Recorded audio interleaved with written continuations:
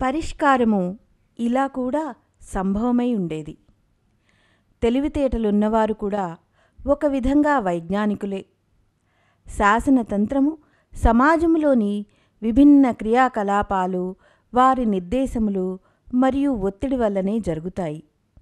సమాజములోని చెడు అలవాట్లను, వ్యక్తిగత అనాచారాలను నిరోధించే కంచె గనుక వీరు ఏర్పాటు చేసి ఉంటే పతనానికి దారితీసే శక్తిని మళ్లించి దానిని సత్ప్రయోజనాలకి ఉపయోగించుకునేవారు.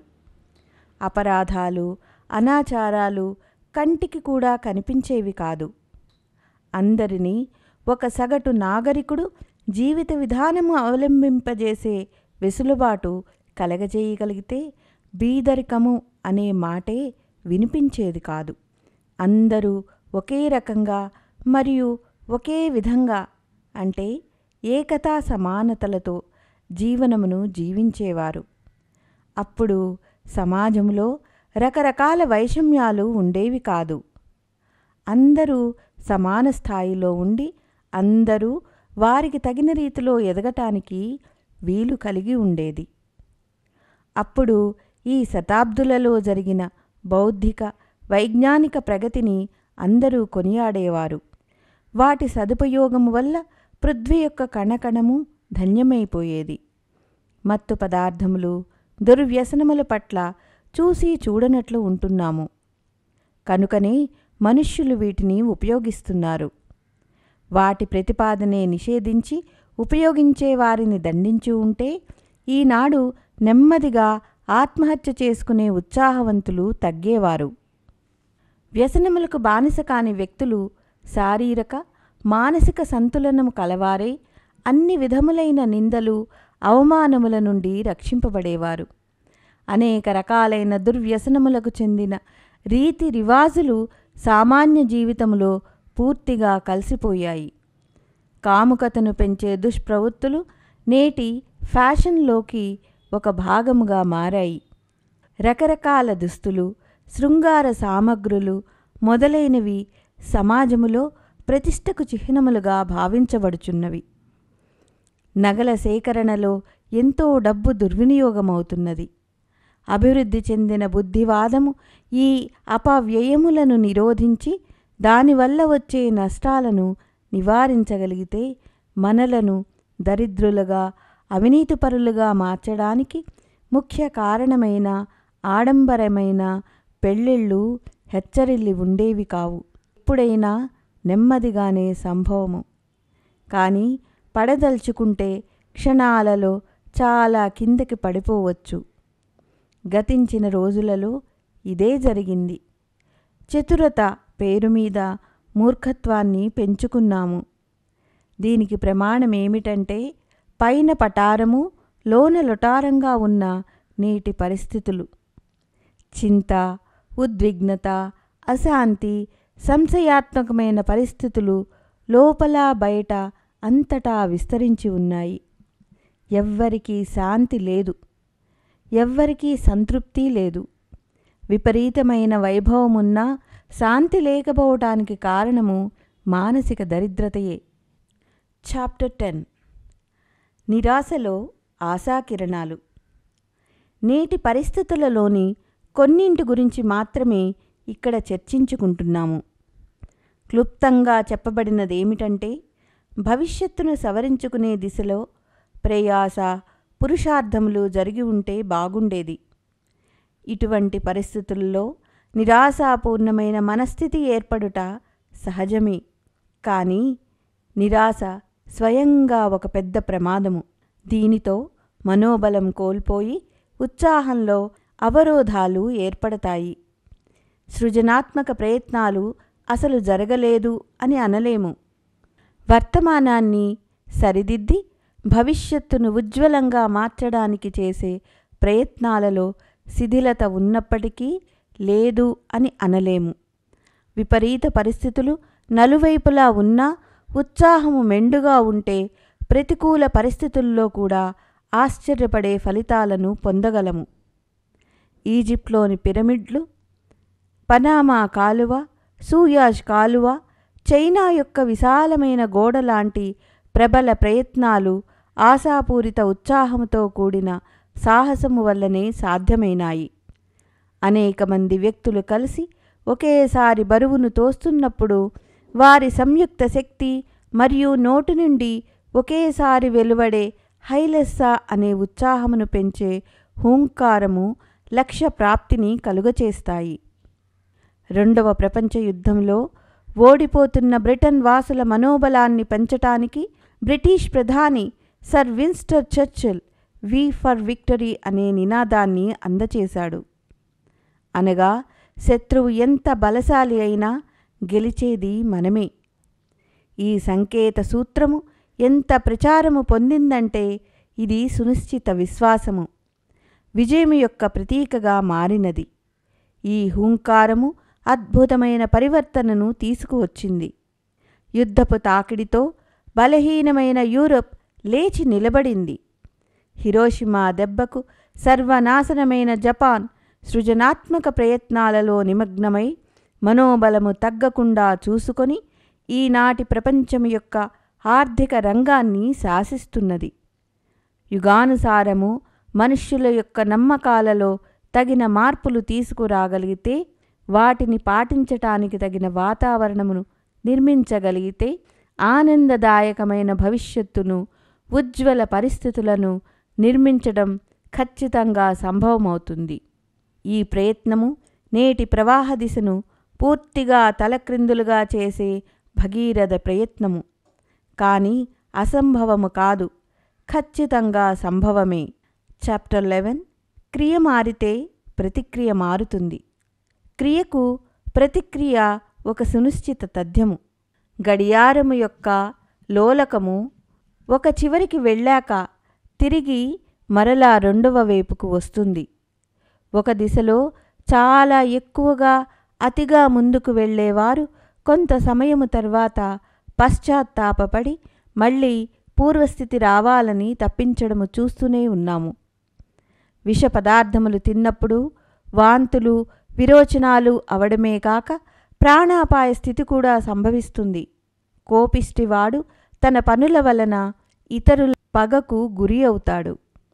దుర్వ్యసనాలు కలవాడు తన ఆరోగ్యమును, సుఖదుఖములను, మర్యాదను మూడింటిని పోగొట్టుకుంటాడు. ఎక్కువగా డబ్బు ఖర్చు పెట్టేవారు లేమిని అనుభవించాల్సి వస్తుంది. చెడు పనులు చేసేవాడు ఇహపరాలను పోగొట్టుకుంటాడు. దీనికి విరుద్ధముగా కష్టపడేవారు, క్రమశిక్షణతో మెలిగేవారు, రాత్రింబవళ్ళు పూర్తి తత్పరతతో మనస్సును పెట్టి పనిచేసేవారు వారి అభీష్ట ఉద్దేశ్యములను తప్పక పొందుతారు. శక్తుల సదుపయోగము జరిగే రోజులలో, సాధారణ పరిస్థితులలో కూడా మనుష్యులు శాంతముగా ఉండి సుఖశాంతులు నిండిన వాతావరణంలో జీవించేవారు. చరిత్ర గొప్పగా వర్ణించే సత్యయుగం అటువంటి కాలమే. దీనికి విరుద్ధముగా మర్యాదలను పరిత్యజించి మరియు వర్జనీయము అంటే చేయకూడని పనులను, అనాచారములను, అణిచివేయదగిన పద్ధతులను పాటించడం వలన సహజంగానే కలియుగ పరిస్థితులు ఏర్పడతాయి. ఇటువంటి పరిస్థితులలో అన్ని రకాల సాధనా సామాగ్రులున్నా మనుష్యులు భయపడుతూ, భయపెడుతూ, ఈర్ష, అసూయలతో రగులుతున్న అశాంతమయ జీవితాలు జీవిస్తారు. ఈ రోజులలో ఇలాంటి పరిస్థితులే ఉన్నాయి. విజ్ఞానము వ్యక్తిని అనంత శక్తి సంపన్నునిగా చేసింది. వికసిస్తోన్న బుద్ధి వైభవము అనేక విషయాలను గురించి అవగాహన ఏర్పరిచింది. విలాస సాధనాలకు లోటు లేదు. చుట్టూరా ఉన్న అలంకరణ సామాగ్రిని చూస్తే స్వర్గములో ఉన్నామా అనే భ్రమ కలుగుతుంది. ఇవి చాలు అనుకుంటే గత శతాబ్దాలలో అసాధారణ ప్రగతి సాధించాము అని అనుకోవచ్చు. కానీ పైన ఉన్న ఆవరణను తీసి చూస్తే లోపల దుర్గంధపూరిత విషాణువులు, జీవాణువులు తప్ప ఏమీ కనిపించవు. ఇంతటి సిగ్గుపడవలసిన విషయము శిష్టాచారములను పరిత్యజించుట వలన ఏర్పడింది. విజ్ఞానము, ధర్మము కలిసి అడుగులు వేసి ఉంటే ఈనాడు వైజ్ఞానిక ఉపలబ్ధులు వ్యక్తికి, సమాజానికి ఎంతో సుఖశాంతులతో కూడిన పునాదులు నిర్మించి ఉండేవి. సత్యయుగము కంటే గొప్ప పరిస్థితులు ఉండేవి. కానీ దౌర్భాగ్యమేమిటంటే ఈనాడు సదుపయోగము దురుపయోగమునకు మధ్య ఉండే అడ్డురేఖ చెరిగిపోయింది. చాప్టర్ 12. తీవ్రముగా మారుతున్న పరోక్ష జగత్తు ప్రవాహాలు.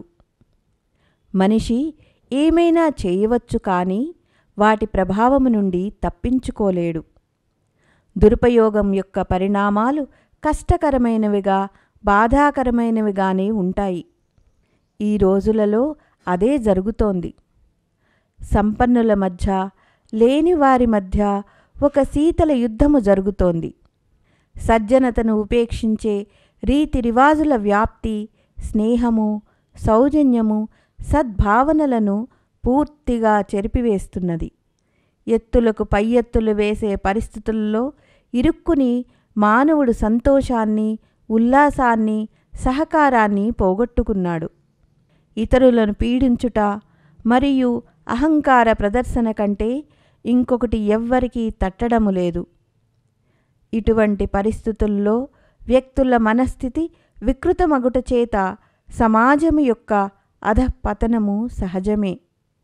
ఇక విశ్వజనీన సంతులనము ఎలా సాధ్యము? వాతావరణ కాలుష్యము, అహంకారము, అనాచారము తమ తమ విధి విధానాల ద్వారా తమ యొక్క దురుపయోగాల వల్ల మహావినాశనము జరగబోతోంది అని హెచ్చరిస్తున్నాయి. భూదోహనము, భూమిలో లభించే అనంత సంపదను విచ్చలవిడిగా పిండుకొనుట, అదుపులేని జనాభా పెరుగుదల, అనుచితమైన ప్రవర్తన ప్రతి ఒక్కరిలోనూ అశాంతిని, అవిశ్వాసమును, భయముతో కూడిన పరిస్థితులను ఏర్పరుస్తున్నాయి. రాబోయే రోజులు అంధకారమయంగా కనిపిస్తున్నాయి. వర్తమాన పరిస్థితులు కూడా ఎంత గందరగోళంగా ఉన్నాయంటే, ఒక సమస్య పరిష్కారము వెతుకుతూ ఉంటే 10 కొత్త విపత్తుల ప్రచండ రూపము ధరించి ముందుకొస్తున్నాయి. సహకారమునకు బదులు సంఘర్షణే స్వభావముగా మరియు అలవాటుగా వ్యాప్తి చెందుతోంది. ఇటువంటి పరిస్థితుల్లో సూక్ష్మ వాతావరణము కూడా విషపూరితమవుతోంది. తనను బలాత్కరించిన వారికి తగిన శిక్ష వెయ్యడానికి ప్రకృతి సమాయత్తమవుతోంది. కరువు కాటకాలు, వరదలు, భూకంపాలు, రకరకాల రోగాలు వీటి సూచకలే. తల్లి వలె పోషణ, రక్షణ ఇవ్వవలసిన ప్రకృతి ఇప్పుడు చంపడానికి, చావడానికి కూడా సమాయత్తమవుతోంది. అణు ఆయుధాలు, మృత్యుకిరణాలు, విషాక్తమైన రసాయనాల ప్రయోగము వలన పృథ్వీ ఉంటుందా, ఉండదా అనే సందేహం కలుగుతోంది. అన్ని దిశల నుండి కమ్ముకు వస్తున్న మహావినాశకర మేఘాలు మహాప్రళయాన్ని సృష్టించబోవడం లేదు కదా అని అనిపిస్తోంది. ఈ భయంకర ప్రవాహాల వల్ల ఈ అందమైన గ్రహము ధూళి కణాలుగా విచ్ఛిన్నమై అనంత ఆకాశంలో వెదజల్లబడే ప్రమాదము కూడా పొంచి ఉన్నది. సాధారణముగా పృథ్వీ స్థిరముగా ఉన్నట్లు అనిపిస్తుంది. రోజులు ఈ విధమైన అనుభవముతోనే గడిచిపోతాయి. కానీ సూక్ష్మదృష్టి కలవారికి పృథ్వీ తన అక్షము మీద ఒక బొంగరములాగా తిరుగుతూ సూర్యుని చుట్టూ ఒక పక్షి వలె ఎగురుతూ పరిభ్రమిస్తోందని తెలుసు. ఇది ఆశ్చర్యకరమైన, మన భౌతిక ఇంద్రియాలకు అనుభూతిలోకి రాని విషయమైన సత్యము ఇదే. అదేవిధంగా ఒక సగటు వ్యక్తికి అంతా సవ్యముగానే మామూలుగానే ఉన్నట్లు కనిపించినా లక్షణాలను గుర్తించగలిగే వారికి ఈనాటి పరిస్థితులు విస్ఫోటక స్థితిని చేరుకున్నాయని, మనమందరం ఒక అగ్ని పర్వతము మీద కూర్చుని ఉన్నామని, నికట భవిష్యత్తులో మహావినాశకర పరిస్థితులు రాబోతున్నాయని గుర్తించగలరు. విశేషజ్ఞులు, భవిష్యవేత్తలు ఒకేలాగా 20వ శతాబ్దపు అంతము చాలా బాధాకరమైన పరిస్థితుల మధ్య ముగుస్తుందని హెచ్చరిస్తున్నారు. రేపు ఎల్లుండిలోనే మన ముందుకు రావచ్చు అనే అనుమానము కూడా ఉన్నది. ప్రగతి పేరుతో మనము సర్వనాశన దిశకు వెళ్తున్నాము. ఇవాళే అంతా పొందాలి అనే ఆలోచనతో భవిష్యత్తును పణంగా పెడుతున్నాము. పృథ్వీ యొక్క ఖనిజ భాండారాలు అంతమైపోతున్నాయి. పెరుగుతోన్న జనాభాకు ఆహారమే కాక నడవటానికి కూడా పృథ్వీ సరిపోకపోవచ్చు. జీవనీ శక్తి లేకపోవడము వలన మనుష్యులు, ఈగలు, దోమల వలె దిక్కులేని చావు చావవచ్చు. సంపదలు, ఇతర సుఖ సాధనాలు ఉన్నా సద్భావనలు, సహకారము లేకపోవటం వలన మనుష్యులు ప్రేత పిశాచాల వలె జీవిస్తారు. ఈ లక్షణాలన్నీ ఈనాడు మన ముందే ఉన్నాయి కదా. రాబోయే రోజులలో ఇవి పెరుగుతాయి తప్ప తగ్గవు అని అనిపిస్తోంది. చాప్టర్ 13 సంతులనం నియంత యొక్క వ్యవస్థలో ఒక భాగము. ఇలాంటి పరిస్థితుల్లో కూడా ఒక విషయం గుర్తుంచుకోవాలి. ఈ సృష్టికి ఒక నియంత ఉన్నాడు. తన సమస్త కళా కౌశలములను ఏకీకృతము చేసి పృథ్వీని, దాన్ని శాసించుటకు మనిషిని తయారు చేశాడు. అతను ఈ విధమైన సర్వనాశనమును చూస్తూ ఊరుకోడు. పిల్లలకు ఒక హద్దు వరకే ఇష్టమొచ్చినట్లు ప్రవర్తించుటకు అనుమతి ఉంటుంది. ఉపయోగపడే ఖరీదైన వస్తువులను పిల్లలు పాడి చేయటానికి ప్రయత్నిస్తే గారాబము చేసే తల్లిదండ్రులే దండించటానికి కూడా వెనకాడరు. ఇష్టానుసారము ప్రవర్తించడానికి కూడా ఒక హద్దుంటుంది. ఇంగిత జ్ఞానము మనము అడుగులు వెనుకకి వేయాలి అని తెలుపుతోంది. అనాచారాలు విశృంఖలంగా ప్రవర్తిస్తే వారిని కారాగారంలో పెడతారు. అప్పుడప్పుడు వారికి మృత్యుదండన కూడా విధిస్తారు. శరీరములో ప్రవేశించిన రోగాలను తరిమి కొట్టడానికి జీవని శక్తి ఏకత్రితమై చెయ్యవలసింది చేస్తుంది. నేటి విపత్కర పరిస్థితులను కూడా ఇది వర్తిస్తుంది. నియంత సమయానుకూలంగా సర్వనాశన దిశవైపుకు వెళ్తున్న గుడ్డి పరుగును ఇక ఆపివేయదలుచుకున్నాడు. మళ్ళీ కాల ప్రవాహమును సంతులిత స్థాయికి తీసుకురాదలుచుకున్నాడు. శాసన సంచాలకులు తగినట్లు ప్రవర్తించకపోతే రాష్ట్రపతి శాసనం విధింపబడుతుంది. అయోగ్యులకు బదులు సుయోగ్యుల చేతిలో శాసన వ్యవస్థ ఇవ్వడానికి ఇదే విధమైన ఉచ్చస్తరీయ నియంత్రణ అమలు చేయబడుతుంది. భయము కలిగించే అంధకారము, దానివల్ల ఉత్పన్నమయ్యే అవ్యవస్థ గురించి అందరికీ తెలుసు. అలాగే మనము గుర్తుంచుకోవలసిన విషయం ఇంకొకటి ఉన్నది. సృష్టి వ్యవస్థ అంధకారమును ఎక్కువ కాలం భరించదు. బ్రాహ్మీ ముహూర్తము వస్తుంది, కోడి కూస్తుంది, తూర్పు కనుమలలో ఉషకాంతులు ప్రసరిస్తాయి. అవి తమ వెలుతురుతో దశ దిశలను నింపుతాయి. కొత్త పరిస్థితులు ఏర్పడతాయి. పుష్పములు వికసిస్తాయి. పక్షులు కిలకిల రావాలు చేస్తూ ఎగరడము మొదలెడతాయి. స్రష్ట వర్తమాన కాల ప్రవాహ దిశ చరమ వినాశన బిందువుకు చేరుకొనకముందే ఆపి పరివర్తన యొక్క కొత్త వాతావరణమును నిర్మించడానికి నిశ్చయించుకున్నాడు. దీని గురించి సూక్ష్మదృష్టి కలవారందరూ ఒకే విధంగా తెలుపుతున్నారు. కొత్త ఆలోచనా విధానము ఆరంభింపబడుతోంది. దృష్టికోణము యొక్క దిశ మారుతోంది. గతివిధులకు కొత్త నిర్ధారణలు వేసే ప్రణాళికలు ఏర్పడుతున్నాయి. ఈ మార్పు మేధావి వర్గములో అప్పుడే మొదలయ్యింది. విస్తృత వాతావరణం మీద నియంత్రణ చేసే అదృశ్య శక్తులు తమ తమ కార్యక్షేత్రాలలో తమదైన శైలిలో అవాంఛనీయ విధి విధానాలను తలక్రిందులు చేసి వాటి స్థానములో కొత్త విలువలను, లక్ష్యాలను స్థాపించటానికి తగిన చమత్కారాలు చూపించడానికి నిర్ణయించుకున్నాయి. పంచవీర భద్ర సాధన ద్వారా మనిషి యొక్క ప్రచండ పురుషార్థ పరాయణత వల్ల సమయము యొక్క గతి చాలా వేగము పుంజుకున్నది.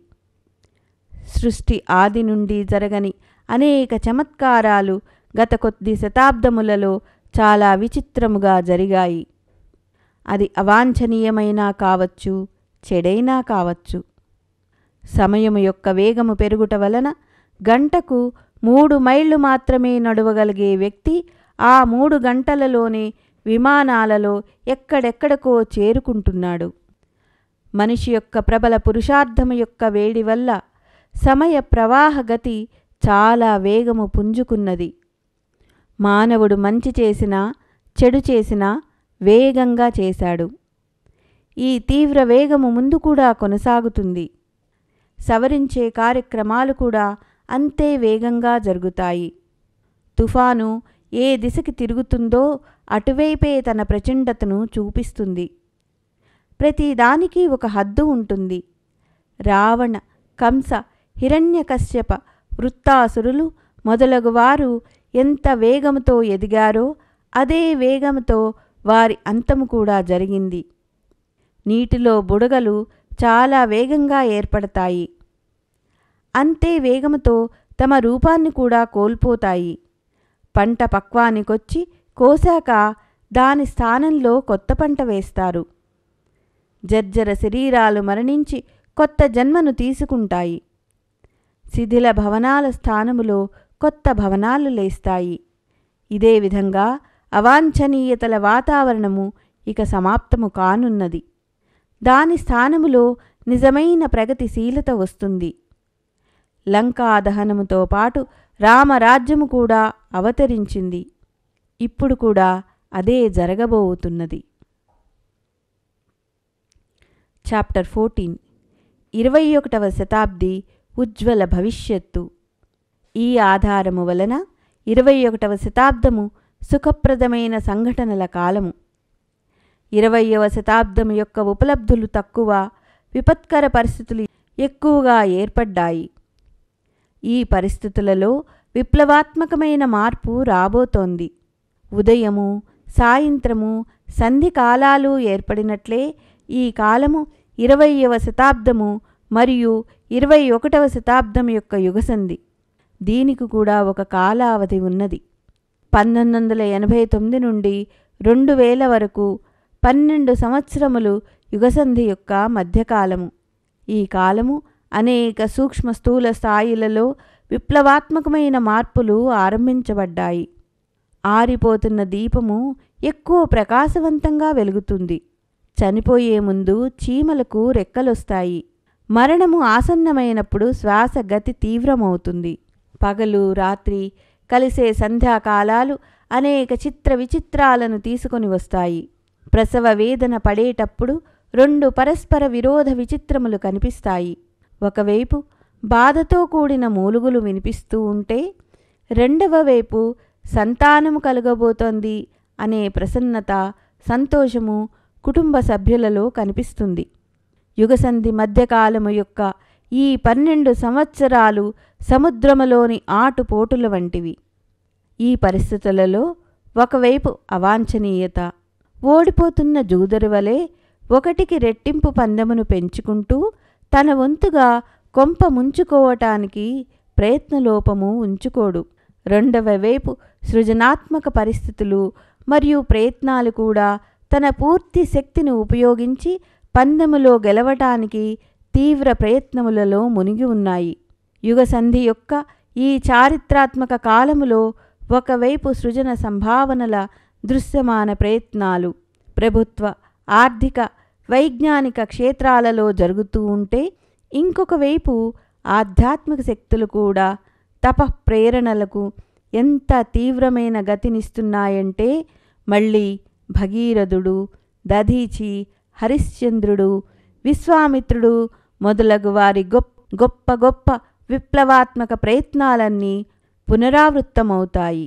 లోకసేవకుల ఒక పెద్ద సమూహము ఈ రోజులలోనే కార్యక్షేత్రంలో దిగి రాముని ఎలుగుబంట్లు కోతుల వలె, కృష్ణుని గోపబాలకుల వలె, బుద్ధుని పరివ్రాజకుల వలె మరియు గాంధీగారి సత్యాగ్రహాల వలె ఒక అభినవ పాత్రను పోషించి కొత్త చరిత్ర సృష్టిస్తాయి. ఇవన్నీ అదృశ్య ప్రయత్నాల యొక్క పరిణామమని అర్థం చేసుకోవాలి. చాప్టర్ 15 అదృశ్య జగత్తు నుండి సక్రియ పరివర్తన తరంగాలు. కంటికి కనిపించే సంఘటనలు, క్రియాకలాపాలు అదృశ్య జగత్తు నుండి ఆరంభమవుతాయి. బ్రతికి ఉండటానికి ఊపిరి తీసుకొనుట చాలా ప్రధానము. ఇది అన్నము జలము కంటే అధిక మహత్వపూర్ణమైనది. ఆకాశములో అదృశ్యముగా ఉంటుంది. జంతువులలో మార్పు ప్రాణుల యొక్క క్రియాకలాపాలను అసాధారణంగా ప్రభావితము చేస్తుంది. మనిషి యొక్క మంచి చెడు పనులు అదృశ్య జగత్తు యొక్క వాతావరణాన్ని ప్రభావితము చేస్తాయి. అక్కడ నుండి తదనురూప పరిస్థితులు ఏర్పడి దృశ్య జగత్తులోకి దిగుతాయి. వీటి ప్రతిఫలమే సుఖదుఖాల రూపంలో ప్రకటీకరింపబడుతుంది.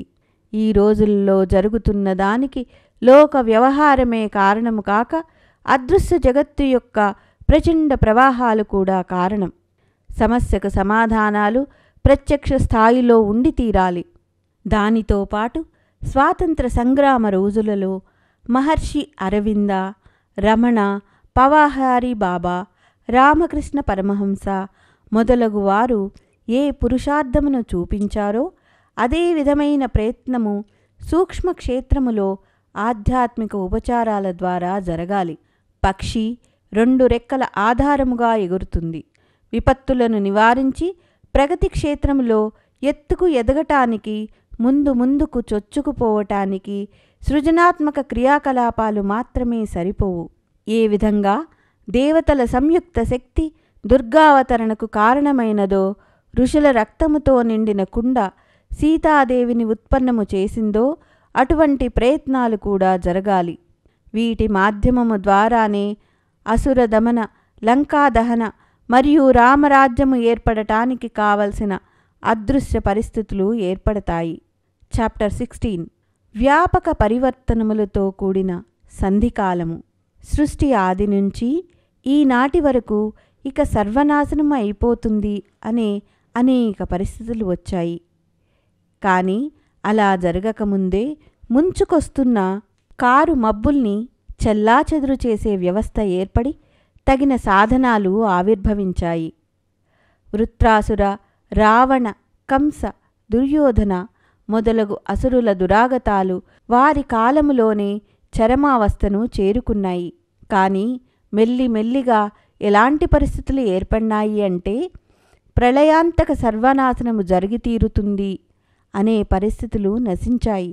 దేవాసుర సంగ్రామము మొదలైన అనేక కథలు ఈ కోవకు చెందినవే.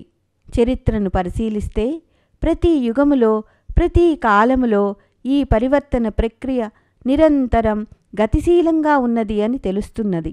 ఈ కాలములోనే కొన్ని దశకముల క్రిందట సర్వత్రా రాజతంత్రము వ్యాపించి ఉన్నది. ప్రజల సమర్థన లభించనంత కాలము రాజుల అస్తిత్వం ఉన్నది. ప్రజలకి రాచరిక వ్యవస్థలో ఉన్న లోట్లు తెలిసాక ప్రజాతంత్రము యొక్క ఆధారము క్షణాలలో నిర్మించబడింది. ఒకప్పుడు నారీజాతి మీద అనేక ప్రతిబంధకాలుండేవి. తెరచాటున ఉండటము, భర్త చనిపోతే శవముతో పాటు సహగమనము చేయవలసి వచ్చే వ్యధ భరించవలసి వచ్చేది. కానీ ఈనాడు అటువంటి పరిస్థితులు లేవు. 1-2 శతాబ్దాల కిందట వరకు బానిసత్వము, జమీందారీ, బాల్య వివాహాలు, నరబలి, అంటరానితనము, జాతివాదము మొదలైన అనేక కురీతులు ప్రచారంలో ఉండేవి. కానీ కాల ప్రవాహము వాటినన్నింటినీ తలకిందులు చేసి సవరించింది. రానున్న రోజులలో ఈ గతిచక్రము ఇంకా వేగము పుంజుకోబోతున్నదని ఆశించటంలో తప్పేమీ లేదు. ఇదివరకు కాలము కంటే ఈనాడు పనులు తక్కువ సమయములోనే సంపన్నమవుతున్నాయనేది సత్యము. ఇదివరకు ఏ క్రియాకలాపాలను పూర్తి చేయటానికి, వాటిని వ్యాపింపచేయటానికి సహస్రాబ్దులు పట్టేదో ఇప్పుడవి దశాబ్దాలలోనే పూర్తి అవుతున్నాయి. క్రైస్తవ మతము ఎంత వేగముతో ప్రపంచమంతా వ్యాపించిందో అందరికీ విదితమే గదా. ఇదే సామ్యవాద విచారధారకు కూడా వర్తిస్తుంది. 100 సంవత్సరాలలోపే ప్రపంచంలోని 2/3 మందిని దాని ద్వారా ప్రభావితమయ్యారు. వేల సంవత్సరాల ప్రాచీన సభ్యతలు, ఆలోచనా విధానాలు చాలా మందగతితో వ్యాపిస్తే ఆంగ్లేయుల సభ్యత ఈనాడు ప్రపంచమంతా వ్యాపించింది.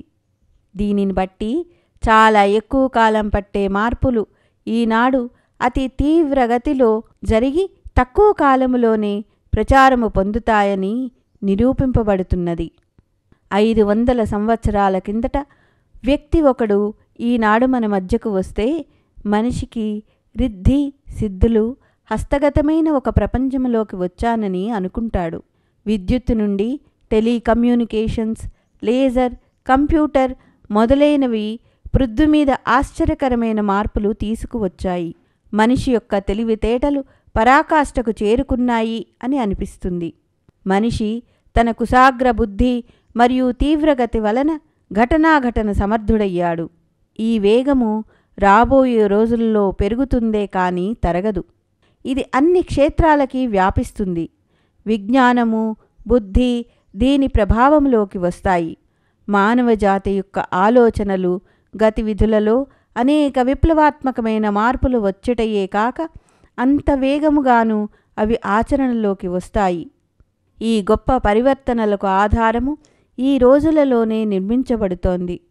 పరోక్ష దృష్టి గల మనీషులు దీనిని చూస్తున్నారు.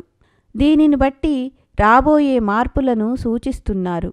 ఈ మధ్య అనేక మంది భవిష్యవేత్తల, అదృశ్య ద్రష్టల ధర్మ గ్రంథాలలో భవిష్యవాణులు, హెచ్చరికలు పుస్తకాలుగా ముద్రింపబడుతున్నాయి.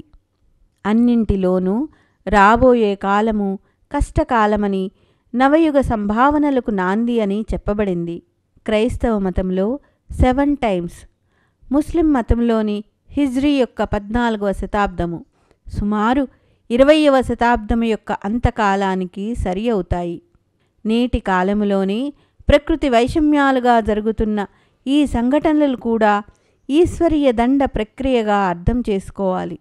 అందువల్ల 20-21వ శతాబ్దపు సంధికాలములో వాతావరణము కష్టాలతో నిండినట్లు కనిపిస్తే ఇది సహజమేనని అర్థం చేసుకోవాలి.